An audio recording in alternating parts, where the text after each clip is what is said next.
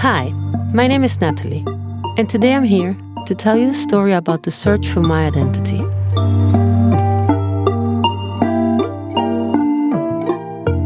When people who are close or not so close to me find out that I'm adopted and that a documentary has been filmed since I actively began the search for my roots, what always follows is a series of questions. I have been answering these questions for years. Now that we finished filming the documentary, I decided to make this podcast, answering each one of them. Each episode is an answer to a question. Now, who we really are and what our true identity is a question that humans have been asking themselves since the beginning of time. And still, no one really knows what we're made of. Here, I tell you my story, for now. Now, please remember, this is not the truth. This is just my truth. If my story helps you in any way, that's great. So that's it for me, and I wish you a wonderful day.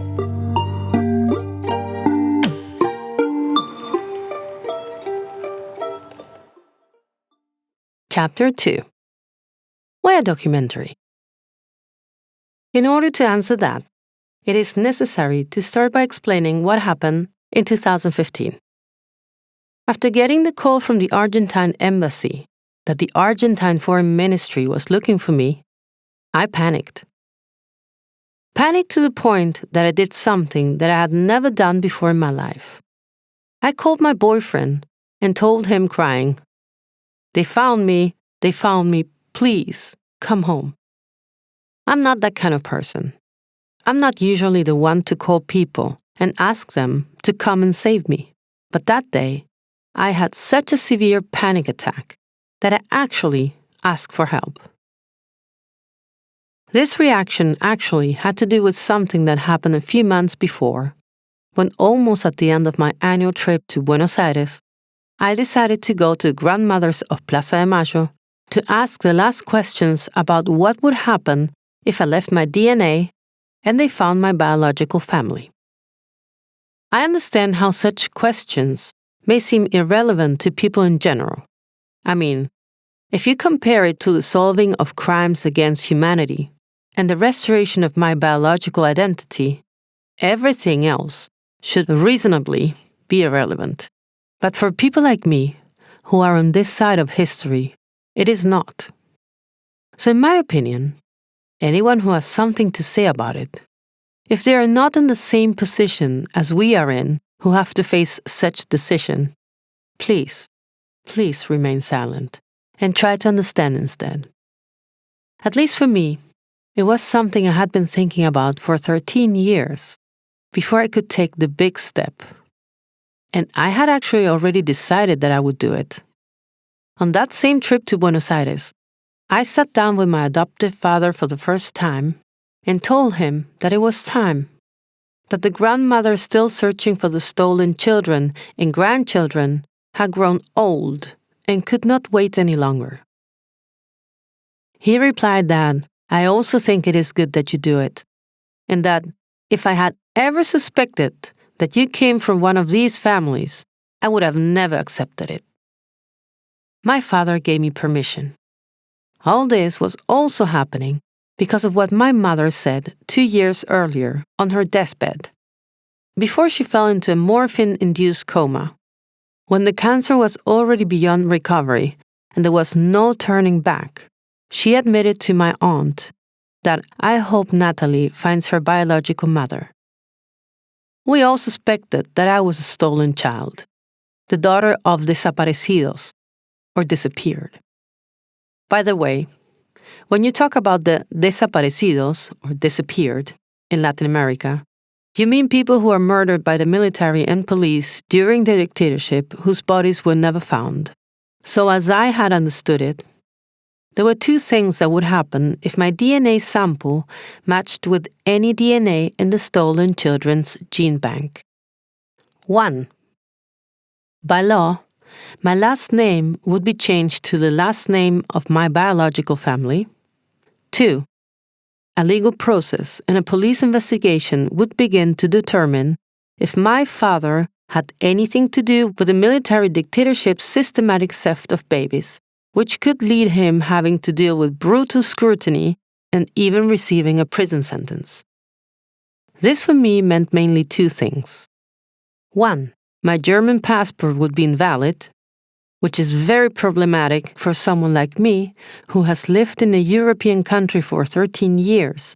Because as we all know, getting a visa for staying in Europe is not easy as an Argentine. And secondly, and more importantly, perhaps most importantly, my father would have a very tough time. It wasn't an easy decision, but I had already taken it. So I went to grandmother's of Plaza de Mayo in March 2015 to ask the last questions before returning to Sweden and leaving the DNA at the Argentine embassy there. With such bad luck that I was met by the person in charge of my case who tried to convince me to leave the DNA then and there for an hour. And then, when he finally realized that I would not give in to it, he threatened me that they would force me to leave it anyway. A psychopath in a place where they were supposed to be working to repair the damage caused by the psychopath of the military junta in 1976. If these are the good guys and they treat me like this, I can only imagine how the bad guys would treat me. Argentina is truly the upside-down kingdom, I thought, and swore to never come near the grandmothers of Plaza de Mayo ever again. The worst part, as always, was that no one believed me.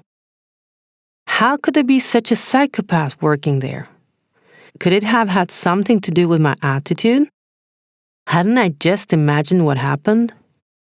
Me being so sensitive. And after all, if I was still thinking about leaving the DNA anyway, why did it matter to me if it was there or in Sweden? It mattered a lot. Leaving the DNA because it is my own decision, within a context where I'm leaving it because I am part of an historical event where I had no power at all, and I was a victim, along with my mother, of the decision of a group of people, and then ended up in a family that had nothing to do with me, mattered a whole lot. I was giving up the identity that I had built for 38 years and my dad's love in exchange for the truth. If that was the price to pay, then at least may it be my own decision. I went back to Sweden and closed that door. But they found me. So I went to the embassy and spoke to a judge who was in charge of my case. Basically, he told me that they wanted my DNA, that the case had been opened, and that if I didn't leave my DNA willingly, they would have to send the Swedish police to search my house and obtain the samples. I told him to give me a month to think about it. I needed a month because I was traveling to Argentina for my dad's 75th birthday. I needed to get in and out of the country without being hassled. He said yes. But a week later, they called me from the embassy saying that they already had the papers and that I should come by to leave the DNA. They told me that the judge had told them that I agreed. That's when I had enough and understood that if I didn't document everything, no one would ever believe what happened. Also, that in these times, where everything is on social media, people tend to behave when they are in front of a camera. So that's why I contacted Simon, a friend of my boyfriend. Simon was studying script writing at the time and already filming documentaries.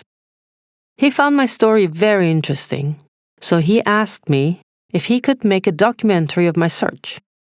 I told him yes, as long as he filmed all these procedures so I could protect myself at least a little bit from all the abuse.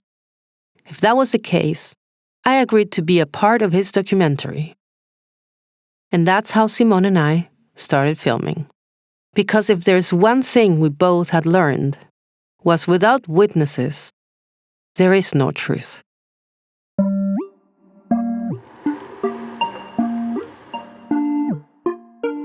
Hi, if you want to support Nothing Personal podcast, you can do it through patreon.com/nada.personal podcast, or also by subscribing to the podcast on Spotify, Apple Podcasts, Google Podcasts, or YouTube. On Facebook, you'll find it as nada.personal podcast, and on Instagram, nada.personal_podcast. Or you can find it directly on its website, nada.personalpodcast.com. This podcast and the theme song were produced by me at Sorilla Luna Music, Stockholm, Sweden. The translation to English is by Jeremy Halpin. Thank you so much for listening, and have a great day.